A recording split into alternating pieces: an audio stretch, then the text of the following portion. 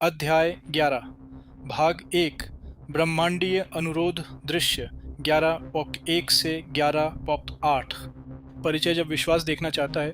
दृश्य संवाद एक पवित्र शांति में पहुंच गया है। युद्ध भूमि की गर्जना धीमी पड़ जाती है, शंख ध्वनियां शांत हो जाती हैं और कृष्ण और अर्जुन के बीच केवल शाश्वत की गूंज रह जाती है। वह योद्धा जिसका हृदय कभी संदेह से कांपता था, अब दिव्य ज्ञान से दीन और प्रकाशित हो गया है। 10 अध्यायों ने उसकी समझ को बदल दिया है। उसने कृष्ण के अनंत रूपों के बारे में सुना है, उनकी उपस्थिति को उसकी महानता में अनुभव किया है और यह अनुभव किया है कि ईश्वर जीवन के प्रत्येक अणु में श्वास लेता है। और फिर भी अर्जुन अब देखना चाहता है। तब यह एक गहन मानवीय क्षण है, विश्वास और अनुभव के बीच का सेतु। अर्जुन का हृदय श्रद्धा से उमड़ रहा है, लेकिन मन जो सदैव निष्कपट है, प्रत्यक्ष दर्शन की अभिलाषा रखता है। उसने कृष्ण को सृष्टि का बीज, सभी प्राणियों में विद्यमान आत्मा, प्रकाश और जीवन का स्रोत समझ लिया है, लेकिन शब्द चाहे कितने भी दिव्य हों, रूप के पीछे छिपे अनंत को अभी भी ढक रहे हैं। अतः अर्जुन हाथ जोड़कर अकल्पनीय प्रश्न करता है, हे प्रभु, यदि आप मुझे वह विश्वरूप देखने योग्य समझते हैं तो मुझे दिखाइए। यह निवेदन संशयवाद की नहीं, बल्कि आत्मीयता की आध्यात्मिक छलांग का प्रतीक है। अर्जुन यह नहीं पूछता कि क्या कृष्ण ईश्वर हैं, वह पूछता है कि पूर्णतः प्रकट होने पर वह दिव्यता कैसी दिखाई देती है। वह यह देखना चाहता है कि एक ही उपस्थिति का स्वर्ग और पृथ्वी में व्याप्त होना क्या अर्थ रखता है, और यह अनुभव करना चाहता है कि समस्त काल और सत्ता का एक ही चेतना में विराजमान होना क्या अर्थ रखता है। अब हमारे लिए यह क्षण हर साधक की यात्रा का प्रतीक है। हम भी आस्था और प्रमाण के बीच, भरोसे और प्रमाण के बीच झूलते रहते हैं। हम अंतर्ज्ञान, प्रेम और विस्मय में पवित्रता का अनुभव करते हैं, लेकिन कभी कभी हृदय फुसफुसाता है, मुझे दिखाओ। यह संदेह नहीं है, यह सत्य का प्रत्यक्ष अनुभव करने की लालसा है। कृष्ण अर्जुन को इस इच्छा के लिए डांटते नहीं, बल्कि वे उसे इस बात के लिए तैयार करते हैं कि कोई भी मानवीय दृष्टि बिना सहायता के अनंत को नहीं देख सकती। दिव्य दृष्टि को सामान्य दृष्टि का स्थान लेना होगा। यह आध्यात्मिक नियम है। अनंत को तभी जाना जा सकता है जब बोध स्वयं शुद्ध हो जाए। हमारे अपने जीवन में इसका अर्थ है कि दिव्य अनुभव आकाश से नहीं उतरता, बल्कि भीतर जागृत होता है। हमारा हृदय जितना अधिक अहंकार, भय और लोभ से मुक्त होता है, उतना ही अधिक वास्तविकता अपना पवित्र रूप प्रकट करती है। अर्जुन का आगामी दर्शन केवल एक ब्रह्मांडीय तमाशा नहीं है, यह एक दर्पण है। वह जो बाहर देखेगा, वह उसके भीतर जागृत हुई अनुभूति को प्रतिबिंबित करेगा। विश्वरूप कृष्ण का आकार बदलना नहीं है, यह अर्जुन का दृष्टि परिवर्तन है। ध्यान, विश्वास अनुभव से परिपक्व होता है, लेकिन अनुभव के लिए अनुग्रह की आवश्यकता होती है। ईश्वर को देखने के लिए हमें शरीर की आंखों से नहीं, बल्कि समर्पण की आंखों से देखना सीखना होगा। दृश्य 11 से अर्जुन की कृतज्ञता और तत्परता। दृश्य अर्जुन कहता है, हे कृष्ण, आपके करुणापूर्ण वचनों से मेरा मोह दूर हो गया है। अब मैं प्राणियों की उत्पत्ति और अंत को जानता हूँ और आपकी अनंत महानता का दर्शन करता हूँ। तब अर्जुन विनम्रता और कृतज्ञता के साथ शुरू करता है। वह कृष्ण की शिक्षाओं को अपने भ्रम की औषधि मानता है। निराशा का घना कोहरा जो अध्याय 1 में उसके मन पर छा गया था, अब छूट गया है। वह अब खुद को एक टूटे हुए योद्धा के रूप में नहीं, बल्कि एक ऐसी आत्मा के रूप में देखता है जो अपने दिव्य संबंध के प्रति जागृत हो रही है। यह क्षण निर्णायक है। दर्शन मांगने से पहले अर्जुन अपनी समझ व्यक्त करता है। वह जानता है कि ईश्वर अंतर्निहित और परात्पर दोनों ही हैं, अंतरात्मा और ब्रह्मांड के पालन करता। उसकी बुद्धि ज्ञान के आगे नतमस्तक है और उसका हृदय कृपा के आगे खुल जाता है। कृष्ण के लिए इसी तत्परता की उन्हें प्रतीक्षा थी। आंखों से ईश्वर को देखने से पहले हृदय में कृतज्ञता का भाव होना चाहिए। विनम्रता के बिना दृष्टि तमाशा बन जाती है, समर्पण के साथ दृष्टि रहस्योद्घाटन बन जाती है। अब यह श्लोक उन आधुनिक साधकों के लिए है जो चिंतन से पहले अनुभव की लालसा रखते हैं। अर्जुन हमें सही क्रम दिखाते हैं। पहले सीखें, फिर आत्मसात करें, फिर देखें। कृतज्ञता सीखने और अनुभूति के बीच का सेतु है। जो हृदय धन्यवाद कहता है, वह पहले से ही आधा जागृत है। दिव्य दृष्टि प्राप्त होने से पहले जीवन हमेशा छोटे छोटे जागरण के क्षणों से हमारी परीक्षा लेता है, जब कृतज्ञता के माध्यम से समझ गहरी होती है। हर बार जब हम कहते हैं अब मुझे समझ आया कि ऐसा क्यों हुआ, तो विश्व रूप का एक अंश पहले से ही प्रकट हो रहा होता है। ध्यान। कृतज्ञता आत्मा की आंखों को तैयार करती है। जब आप जीवन को उसके सबक के लिए सचमुच धन्यवाद देते हैं, तो आप पहले से ही ईश्वर को देखना शुरू कर देते हैं। दृश्य 11/2 आपने सर्वोच्च सत्य प्रकट किया है। दृश्य अर्जुन आगे कहते हैं, हे कमल नेत्र, मैंने आपसे प्राणियों की उत्पत्ति और प्रलय तथा आपकी अविनाशी महिमा के विषय में विस्तार से सुना है। तब अर्जुन को पिछले अध्यायों की शिक्षाएं याद आती हैं। उसने जान लिया है कि कृष्ण ही सृष्टि के मूल हैं, अध्याय 10 समस्त प्राणियों के बीज हैं, 10 निर्नाइम समस्त महानता का सार है, 10 वनटाइंग, और यह विशाल ब्रह्मांड भी उनके तेज की एक चिंगारी मात्र से ही संचालित है, अब वह बौद्धिक रूप से पूरी तरह समझ गया है कि ईश्वर रूप या काल से सीमित नहीं है। पर दिल अब भी महसूस करने को तरसता है। सच सुनने से आस्था गहरी हुई है, पर उसे देखने से पूर्ण समर्पण होगा। अब यह शिक्षार्थियों के रूप में हमारी अपनी प्रगति को दर्शाता है। हम बौद्धिक रूप से यह स्वीकार कर सकते हैं कि ईश्वर विज्ञान, दर्शन या शास्त्रों के माध्यम से विद्यमान है, लेकिन बोध तभी होता है जब सत्य मस्तिष्क से हृदय की ओर प्रवाहित होता है। अर्जुन के शब्द उस पवित्र अधीरता को दर्शाते हैं जो प्रत्येक सच्चे साधक में उत्पन्न होती है। मैंने बहुत सुन लिया, अब मैं देखना चाहता हूँ। अनंत सूचनाओं से भरी हमारी दुनिया में कृष्ण हमें याद दिलाते हैं कि ज्ञान का अर्थ ज्ञान की मात्रा नहीं, बल्कि जागरूकता की गहराई है। ईश्वर के बारे में जानना ईश्वर को जानने के समान नहीं है। कृष्ण के प्रति अर्जुन की श्रद्धा दर्शाती है कि दोनों को एक होना चाहिए, तर्क को ज्ञान के आगे झुकना चाहिए। ध्यान। सत्य सुनने से समझ जागृत होती है, सत्य देखने से अस्तित्व रूपांतरित होता है। भक्ति के माध्यम से ज्ञान से प्रत्यक्ष जागरूकता की ओर बढ़े। दृश्य 11:3 अगर तुम सोचते हो कि मैं योग्य हूँ। दृश्य अर्जुन कहते हैं, हे परमेश्वर, जैसा आपने स्वयं का वर्णन किया है, मैं आपके उस दिव्य रूप का दर्शन करना चाहता हूँ। यदि आप मुझे इसके योग्य समझते हैं, तो हे योगेश्वर, मुझे अपना अविनाशी स्वरूप दिखाइए। तब हाथ जोड़कर अर्जुन अपना पवित्र निवेदन करता है। इसमें कोई मांग नहीं, केवल श्रद्धा है। उसके शब्द, यदि आप मुझे योग्य समझते हैं, एक सच्चे शिष्य की विनम्रता को प्रकट करते हैं। वह जानता है कि अनंत को इच्छा से नहीं पाया जा सकता, उसे अनुग्रह से प्राप्त किया जा सकता है। कृष्ण के लिए यह निवेदन सुंदर भी है और महत्वपूर्ण भी। उपदेश के अध्यायों के बाद शिष्य की तत्परता पूर्ण हो जाती है। अर्जुन का समर्पण उस बिंदु पर पहुंच गया है जहां कृपा सुरक्षित रूप से उतर सकती है। भगवान दर्शन को रोकते नहीं, वे तब तक प्रतीक्षा करते हैं जब तक हृदय उसे सहन कर सके। अब यह श्लोक जागृति के हर वास्तविक क्षण को प्रतिबिंबित करता है। आप आत्मज्ञान को बलपूर्वक प्राप्त नहीं कर सकते, आप केवल स्वयं को तैयार कर सकते हैं और तैयार होने के लिए प्रार्थना कर सकते हैं। दिव्य अनुभव प्रयास से नहीं, बल्कि समर्पण द्वारा प्राप्त किया जाता है। जब अहंकार कहता है मुझे प्रमाण चाहिए, तो दर्शन लुप्त हो जाता है। जब आत्मा कहती है यदि आप चाहें तो मैं तैयार हूँ, तो रहस्योद्घाटन शुरू होता है। आधुनिक अध्यात्म अक्सर अभिव्यक्ति और नियंत्रण पर जोर देता है, लेकिन कृष्ण इसके विपरीत सिखाते हैं। परिवर्तन अनुमति से होता है, अधिकार से नहीं। अर्जुन की विनम्रता वह द्वार बन जाती है जिससे अनंत प्रवेश करता है। ध्यान। आत्मा की सबसे बड़ी शक्ति समर्पण है। सच्चा दर्शन तब शुरू होता है जब हृदय फुसफुसाता है, केवल यदि तू चाहे। दृश्य 11.4 अनुग्रह से दर्शन प्राप्त होता है। दृश्य कृष्ण उत्तर देते हैं, हे अर्जुन, मेरे सैकड़ों हजारों विविध दिव्य अनेक रंगों और आकृतियों वाले रूपों को देखो। परंतु तुम मुझे इन आंखों से नहीं देख सकते, मैं तुम्हें दिव्य दृष्टि प्रदान करता हूँ। तब इस श्लोक के साथ चमत्कार शुरू होता है। कृष्ण अर्जुन के अनुरोध पर सहमत होते हैं, लेकिन पहले वे अर्जुन की साधारण दृष्टि को दिव्य दृष्टि से बदल देते हैं। मानवीय आंखें रूप और सीमा को देखती हैं, दिव्य आंखें सार और अनंत को देखती हैं। कृष्ण की करुणा यहाँ झलकती है। वे तैयार न होने वालों पर हावी नहीं होते, वे समुद्र में डालने से पहले पात्र तैयार करते हैं। अर्जुन के लिए यह वरदान भी है और दीक्षा भी। अब वह मात्र दृष्टा नहीं रह गया है, वह ईश्वर की तरह देखने के लिए रूपांतरित हो रहा है।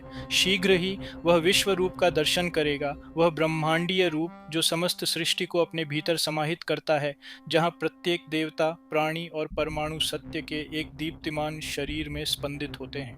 अब यह श्लोक एक शाश्वत सत्य को उजागर करता है। आत्मज्ञान का अर्थ कुछ नया देखना नहीं, बल्कि अलग नजरिया है। ईश्वरीय सत्ता बदलती नहीं, बोध बदलता है।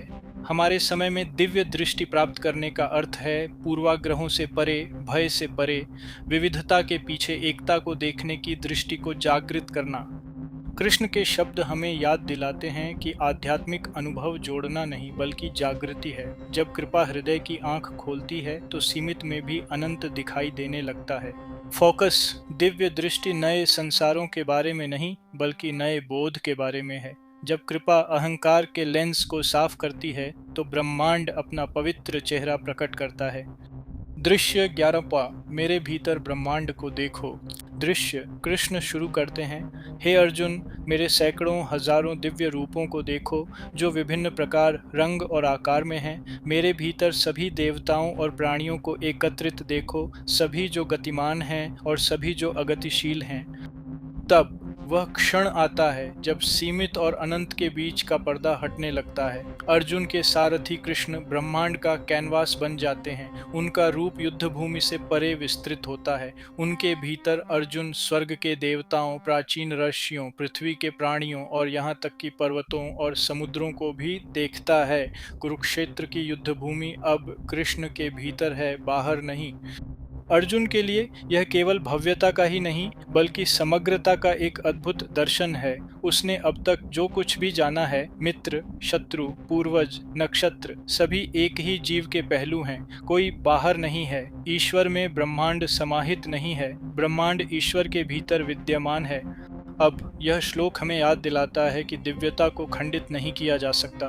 पवित्रता केवल मंदिरों या अनुष्ठानों तक सीमित नहीं है, बल्कि इसमें अराजकता और शांति, सृजन और क्षय सभी शामिल हैं। आधुनिक जीवन अक्सर कर्म बनाम प्रार्थना, शरीर बनाम आत्मा को विभाजित करता है, लेकिन कृष्ण का रहस्य उद्घाटन इन दीवारों को गिरा देता है। सब कुछ चेतना के एक ही दिव्य क्षेत्र में विद्यमान है। जब आप इसे समझ लेते हैं तो अलगाव समाप्त हो जाता है।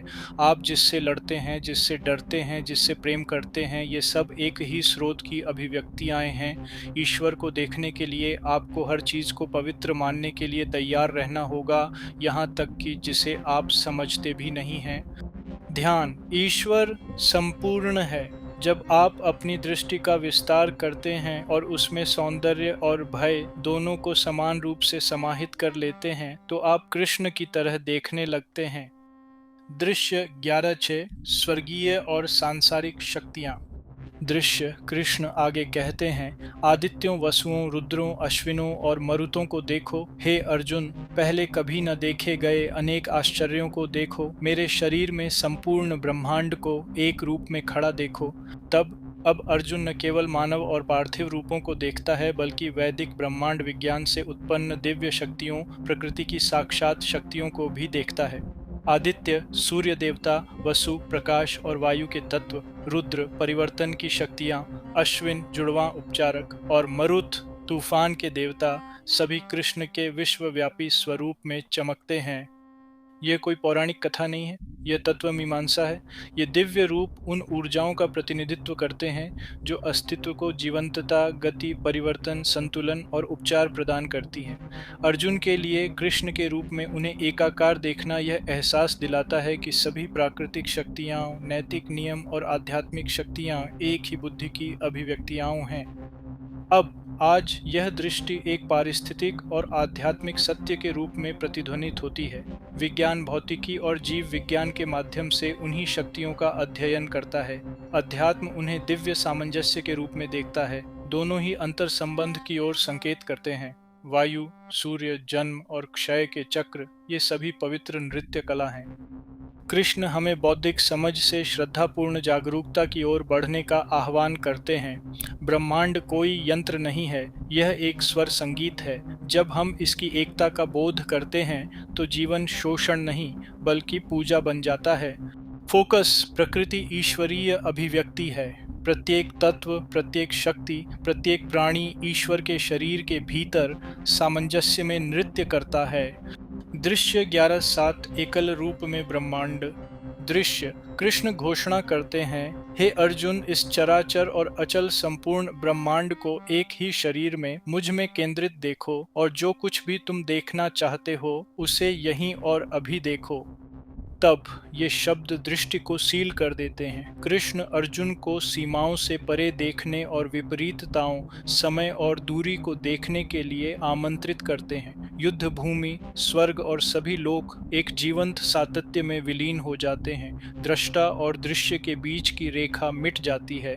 अर्जुन के लिए यह केवल विस्मय नहीं बल्कि एक अस्तित्वगत परिवर्तन है। अब वह ईश्वर को नहीं देखता, ईश्वर उसके माध्यम से देखते हैं। वही चेतना जो कृष्ण में व्याप्त है उसके माध्यम से स्पंदित होने लगती है। वह अपने पूर्वजों, देवताओं, योद्धाओं और लोगों को दिव्य ताने बाने में गूंथे हुए देखता है। अब यह श्लोक बहुलता के पीछे एकता देखने की हमारी गहन आध्यात्मिक भूख को दर्शाता है। आधुनिक जीवन में हम राष्ट्र, विश्वास, पहचान के आधार पर खुद को अंतहीन रूप से विभाजित करते हैं, लेकिन सत्य एक ही है। ब्रह्मांड वस्तुओं का संग्रह नहीं है, यह एक विशाल सत्ता है जो स्वयं को अनंत रूपों में अभिव्यक्त करती है। जब ध्यान गहरा होता है या करुणा जागृत होती है तो आप एक क्षण के लिए इस एकता की झलक पाते हैं। वह क्षणिक शांति जहां मैं और संसार विलीन हो जाते हैं। कृष्ण हमें बताते हैं कि यह दृश्य कोई कल्पना नहीं बल्कि एक ऐसी वास्तविकता है जो सदैव विद्यमान रहती है, जिसका अनुभव कम ही होता है।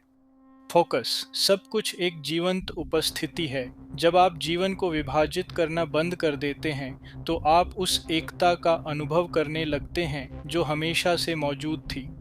दृश्य 11:8 अनुग्रह की आंखें। दृश्य कृष्ण तैयारी के इस क्षण का समापन करते हैं। लेकिन तुम मुझे अपनी इन आंखों से नहीं देख सकते, मैं तुम्हें दिव्य दृष्टि प्रदान करता हूँ, मेरे परम योग का दर्शन करो।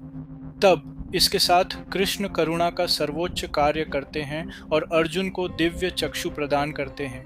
यह कोई भौतिक परिवर्तन नहीं बल्कि चेतना में परिवर्तन है।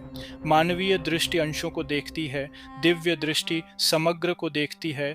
कृपा से अर्जुन की दृष्टि इंद्रिय सीमाओं से परे विस्तृत हो जाती है और वह साकार अनंत का साक्षात्कार करने वाला होता है। कृष्ण इसे मेरा प्रभु योग कहते हैं, जो विपरीतताओं का सर्वोच्च मिलन है। एक ही अस्तित्व में सभी विरोधाभासों का सामंजस्य है। जो रहस्योद्घाटन होने वाला है वह न केवल अर्जुन को यह दिखाएगा कि कृष्ण कौन है, बल्कि उसे यह भी दिखाएगा कि स्वयं वास्तविकता क्या है। अब यह श्लोक एक आध्यात्मिक नियम को उद्घाटित करता है। आत्मज्ञान अनुग्रह और तत्परता का मिलन है। प्रयास पात्र को शुद्ध करता है, अनुग्रह उसे भर देता है।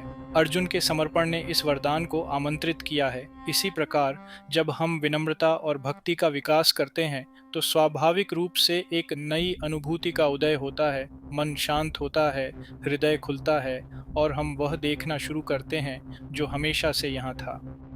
आज की भाषा में कहें तो यह उच्चतर चेतना का जागरण है, जहाँ जागरूकता अब अहंकार या भय से बंधी नहीं है। यह अधिक देखना नहीं है, यह गहराई से देखना है। ध्यान। जब हृदय तैयार हो तो दिव्य दर्शन प्राप्त होते हैं। कृपा वह प्रकट करती है जो अकेले प्रयास नहीं कर सकते, वह सब कुछ के पीछे की एकता को प्रकट करती है। समापन सारांश ब्रह्मांडीय अनुरोध। दृश्य सृष्टि के सामने हवा मौन से कंपन कर रही है। अर्जुन मानव और दिव्य के बीच की खाई पर खड़ा है। वह क्षण जिसके लिए उसने शायद जन्मों जन्मों से तैयारी की थी अब आ गया है। कृष्ण अपने विश्व रूप को प्रकट करने के लिए सहमत हो गए हैं। अनंत का मंच तैयार है। तब अर्जुन ने कृतज्ञता से भरकर यह अध्याय शुरू किया। दृश्य 11-1 यह स्वीकार करते हुए कि कृष्ण के ज्ञान ने उनके भ्रम को दूर कर दिया है, उन्होंने ईश्वर को समस्त सृष्टि के स्रोत के रूप में पहचाना। दृश्य 11-2 और विनम्रता पूर्वक उस विश्व रूप के दर्शन की प्रार्थना की। दृश्य 11-3 और कहा, यदि आप मुझे योग्य समझते हैं। कृष्ण ने करुणावश सहमति व्यक्त की, लेकिन उन्हें याद दिलाया, साधारण आंखें अनंत को नहीं देख सकती। दृश्य 11-4 तब भगवान ने अकल्पनीय की घोषणा की। दृश्य 11-5 मेरे भीतर सभी जीवन रूपों को देखो। अर्जुन की चेतना का विस्तार होने लगा, उसने दिव्य शक्तियों को देखा। दृश्य 11-6 संपूर्ण ब्रह्मांड को एक जीवित शरीर में समाहित देखा। दृश्य 11-7 और अंत में कृष्ण ने दिव्य दृष्टि प्रदान की। दृश्य 11-8 एक ऐसी कृपा जिसने शीघ्र ही सभी विभेदों को मिटा दिया। यह प्रत्यक्ष अनुभव की दहलीज है। अर्जुन वह देखने वाला है जो किसी भी मनुष्य ने पहले कभी नहीं देखा। संपूर्ण ब्रह्मांड एक ही सत्ता के रूप में विद्यमान है, दिव्य ऊर्जा से स्पंदित। लेकिन उससे पहले यह खंड हमें कुछ अनमोल देता है, विश्वास और दृष्टि, भक्ति और समझ के बीच संतुलन। अब हमारे लिए यह क्रम रहस्योद्घाटन का मनोविज्ञान सिखाता है। अर्जुन की यात्रा प्रत्येक साधक की प्रगतिशील शिक्षा, कृतज्ञता, समर्पण, तत्परता और अनुग्रह को प्रतिबिंबित करती है। हम सभी ईश्वर के प्रमाण की लालसा रखते हैं, लेकिन कृष्ण बताते हैं कि सच्चा दर्शन तर्क या दिखावे से नहीं, बल्कि बोध की शुद्धि से प्राप्त होता है। आधुनिक जीवन में यह अत्यंत महत्वपूर्ण है। हम सत्य के प्रमाण के लिए बाहरी रूपों, चमत्कारों, संकेतों या सिद्धांतों की तलाश करते हैं, फिर भी वास्तविक परिवर्तन आंतरिक रूप से होता है। दिव्य दृष्टि का अर्थ कुछ अलौकिक देखना नहीं है, बल्कि यह समझना है कि हर प्राकृतिक चीज पहले से ही दिव्य है।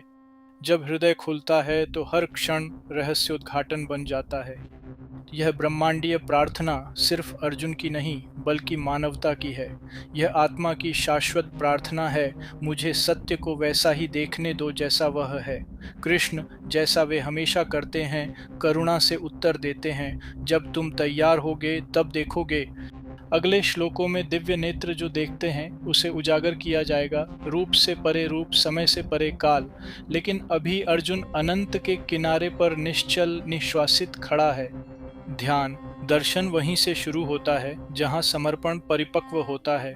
ईश्वरीय दर्शन से नहीं, बल्कि देखने की तत्परता से प्रकट होता है। जब कृपा के नेत्र खुलते हैं तो अनंत सामान्य से आगे बढ़ता है।